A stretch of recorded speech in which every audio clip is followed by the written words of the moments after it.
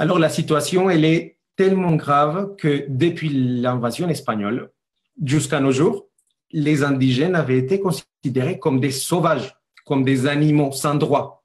C'était une considération invraisemblable qui est restée même jusqu'en 1991. On parle jusqu'à très récent, lorsque dans le contexte d'une constituante, tout a changé et les indigènes ont pu pour la première fois bénéficier dans la théorie de droits et de reconnaissance comme peuples indigènes. Cependant, cela n'est resté que dans les textes, car en réalité, les peuples indigènes en Colombie continuent à être maltraités, exterminés et décimés pour l'intérêt géostratégique dans leur territoire. Et en Colombie, la situation, elle est vraiment, vraiment très grave.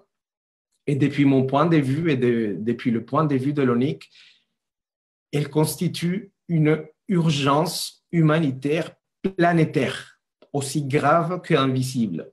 Et nous osons dire planétaire du fait que cette diversité, cette richesse culturelle et de pensée dont nous sommes porteurs, qui constitue aujourd'hui à nos yeux, dans l'état actuel du monde, le seul exemple que nous avons de modèle de civilisation respectueux avec l'environnement, se présente comme le seul panorama et le seul choix, en quelque sorte, qui aurait l'humanité comme modèle à suivre si on veut vraiment épargner l'hécatombe qui arrive.